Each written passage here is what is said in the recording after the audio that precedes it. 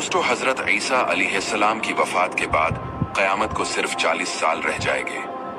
फिर एक खुशबूदार ठंडी हवा चलेगी जो लोगों के बगलों के नीचे से गुजरेगी, जिसका असर ये होगा कि मुसलमान की रूह कब्ज हो जाएगी और दुनिया में काफिर ही काफिर रह जाएंगे, उन्हें पर क़यामत कायम होगी। जब खुशबूदार हवा गुजरने की वजह से तमाम मुसलमानों की वफात हो जाएगी, इसके बाद फिर 40 बरस का जमाना ऐसा गुजरेगा कि इसमें किसी की औलाद ना होगी, यानी 40 बरस से कम उम्र का कोई ना रहेगा और दुनिया में काफिर ही काफिर होंगे। अल्लाह कहने वाला कोई ना होगा, कोई खाना खाता होगा, कोई खेती कर रहा होगा। गरज लोग अपने अपने कामों में मशगूल होंगे कि दफातन हजरत इसराफील अलैहिस्सलाम को सूर फूकने का हुक्म होगा। शरू इसकी आवाज बहुत बारीक होगी और रफ्ता रफ्ता बहुत तेज हो जाएगी। लोग कान लगाकर इसकी आवाज सुनेंगे और बेहोश होकर गिर पड़ेंगे और मर जाएंगे। आसमान, जमीन, पहाड़, यहाँ तक कि सूर और हजरत इसराफील और तमाम मलाइका फना हो जाएंगे। इस वक्त उस अल्लाह के सिवा कोई ना होगा। वो फरमाएगा, आज किसकी बादशाहत है, कहाँ है जब्बारी, कहाँ है मुतकब्बरी, मगर है कौन जो जवाब दे।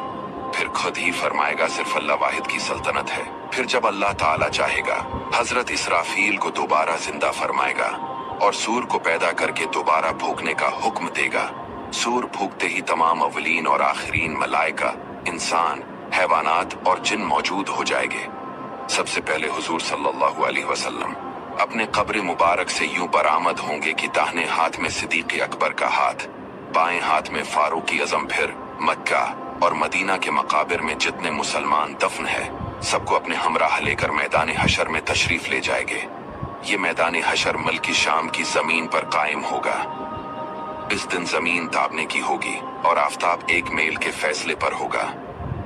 दोस्तों, आफताब 4000 बरस की राह के फैसले पर है और इसकी तरफ आफताब की पीठ है।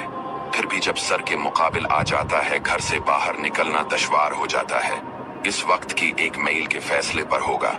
देश और गर्मी का क्या पूछना, और अब मिट्टी की जमीन है, मगर गर्मियों की धूप में जमीन पर पांव नहीं रखा जाता।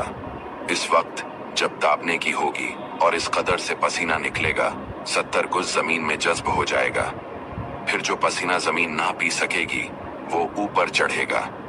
किसी के टखनों तक होगा, किसी के घटनों तक, किसी के कमर, किसी के सीने तक, किसी के गले तक, और काफिर के मुंह तक चढ़कर मिसले लगाम के जगड़ जाएगा, जिसमें वो डबकियां खाएगा।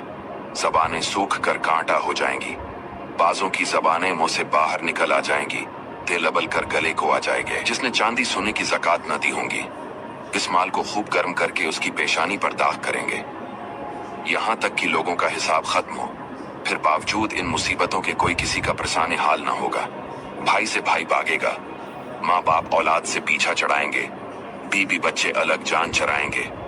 हर एक अपनी अपनी मुसीबत में गिरफ्तार, कौन किसी का मददगार होगा। दोस्तों, ये है महशर का दिन। इसके बाद लोग तमाम नबियों के पास मदद के लिए पुकारेंगे, लेकिन कोई मदद नहीं करेगा सिवाय हमारे प्यारे आका सल्लल्लाहु अलैहि वसल्लम के। इसीलिए दोस्तों, अपने नबी सल्लल्लाहु अलैहि वसल्लम से मोहब्बत कीजिए। हुजूर पेश हक मज़दा शिफा